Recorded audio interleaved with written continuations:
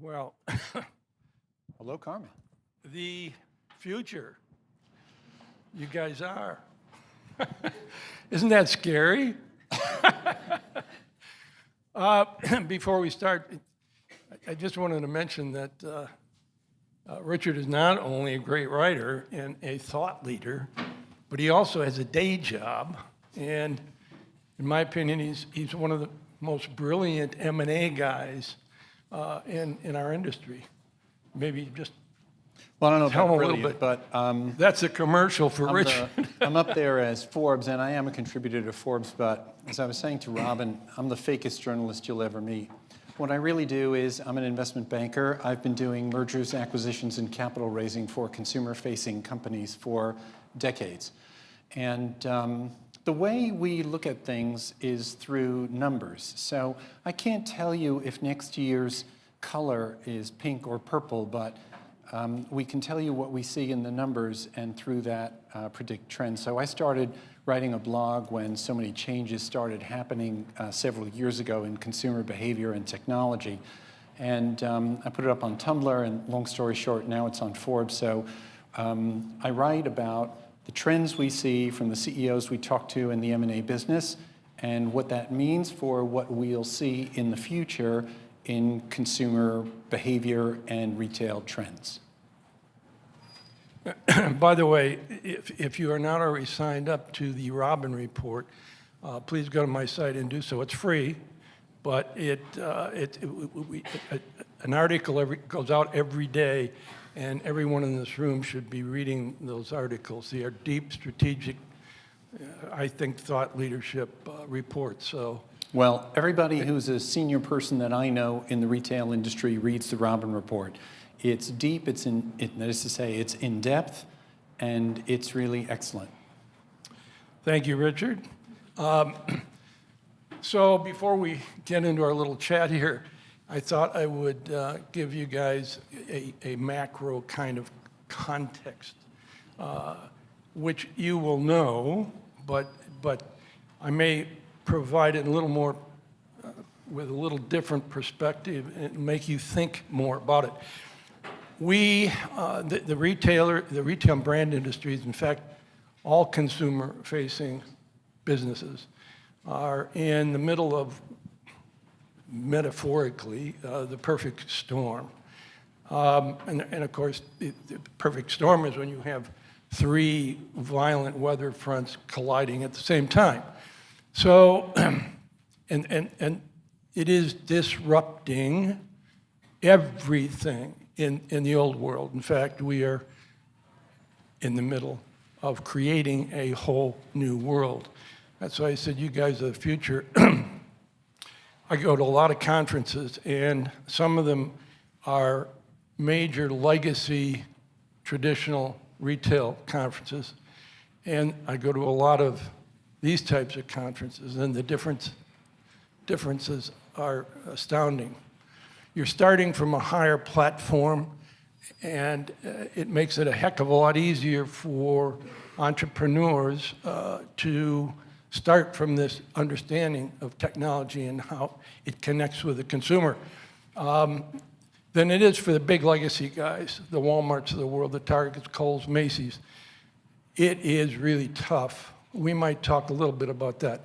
Anyway, so the three violent storms. One, it goes without saying, it's the most powerful driver, and that is the new consumer segment that is emerging, the young consumers. It's a culture. It's a culture. And I don't think I have to tell you that, with a whole new set of values, and they're really redefining what value is, okay? And the second, of course, is technology, and the smartphone being the primary piece of that. In fact, when you think about it, the entire world is packed into that little device. So the consumer is just a key tap away to whatever their heart desires. And so it really has weaponized the consumer, because their expectations are beyond anything we've ever seen historically, because they can be. So you're a key tap away. So what that does to this building over here that we call a store, it is no longer the POS, or the point of sale. The consumer is the new point of sale. And what that means is that the consumer does not have to go to the store anymore. The store, figuratively and literally, has now got to go to the consumer. Think Target, one example. They get it. They understand, and through the use of data analytics, AI, they are able to now transform their physical footprint into smaller units that they will move, they will literally take to the consumer. They will go in neighborhoods, they're going to college campuses, and they're able to do that with assortments that they know the consumers in that area and college students are shopping for and what they want. That's all about personalization. I don't have to tell you guys about that, the use of artificial intelligence. And the third most violent storm is we are simply overcapacitated, overstored, therefore overstuffed. I am sick of saying it because I've been saying it ever since the early 80s, when the numbers people started to figure out that supply was shooting past demand, and it really has not stopped. We got 24 square feet retail space for every man, woman, and child in this country. I think the UK's a runner-up with about 9.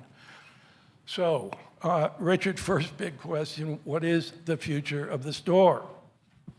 So it's a great question. And we've seen that over the last 24 to 36 months, the value of every retail square foot in the country almost has declined.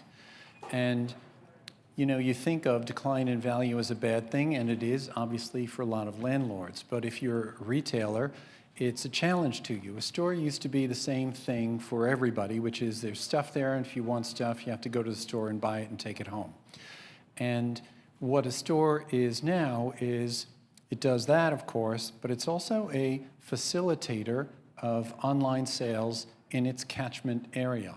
And defining that catchment area is different for every store, and how to attract people and use the store is different for every store. So we know that we need to have events in store, but how do you create events that aren't just capturing people to come in for fun things, but relate to your product?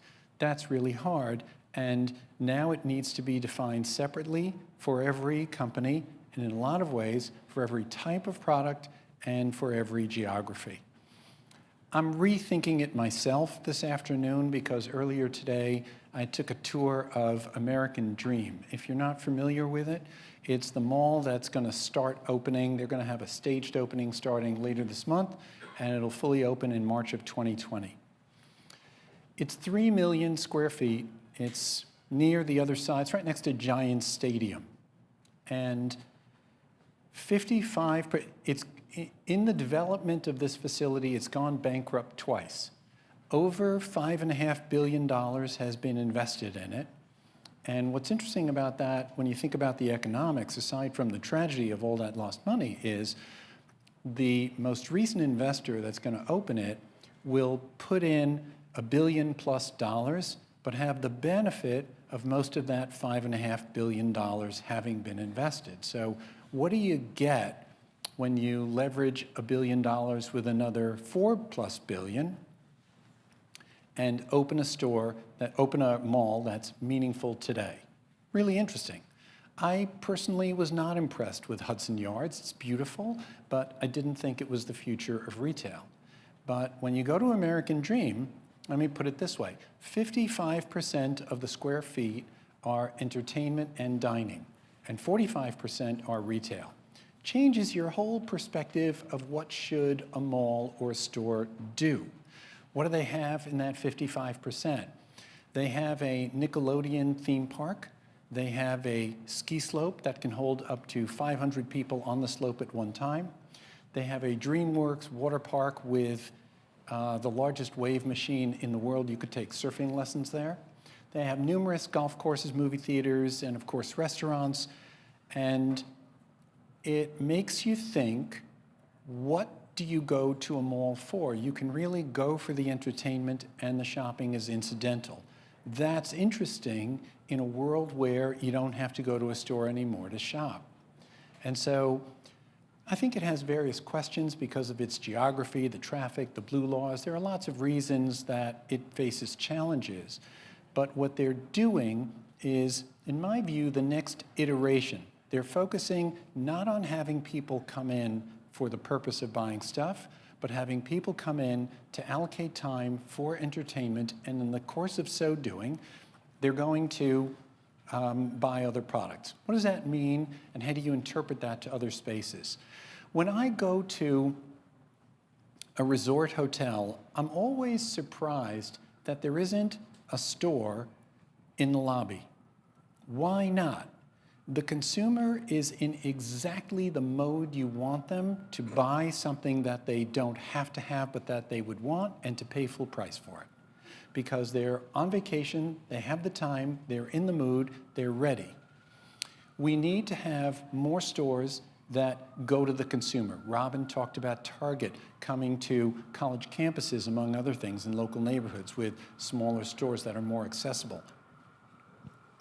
We have to see more of that. We're going to see more of that because brands will figure out that they need to be where their consumers are. We're going to have more temporary stores when there are events. When parents are at a soccer game, why is there no truck there that's selling more than food, that's selling products that are in their local stores? They're standing on the sides, they're chit-chatting.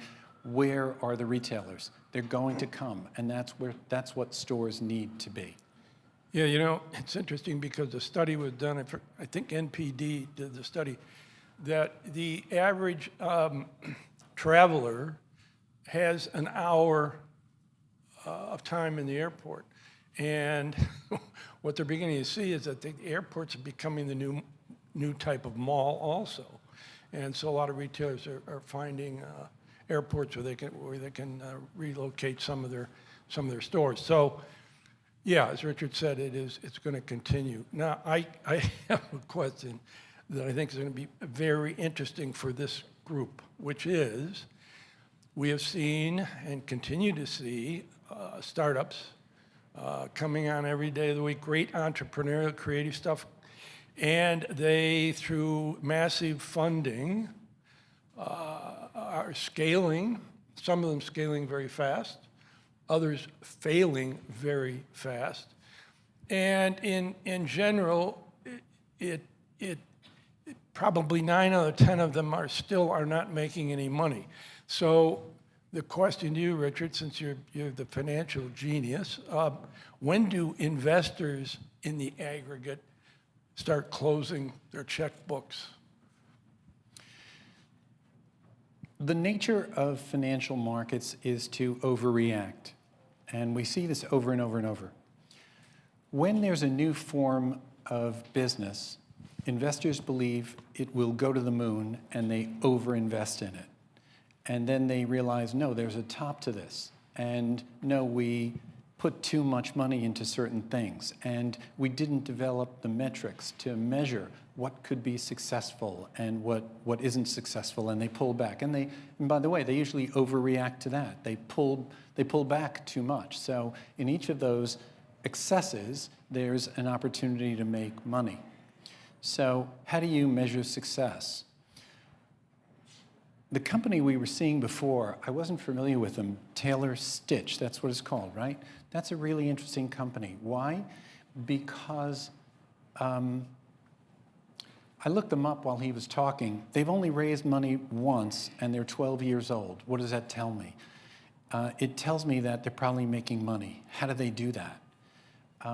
First of all, they don't sell anything, and I don't know anything about their business, but this would be characteristic of a business that fits that criteria of being in business for that long with that product and having only raised money once. They won't sell a product without a good enough gross margin.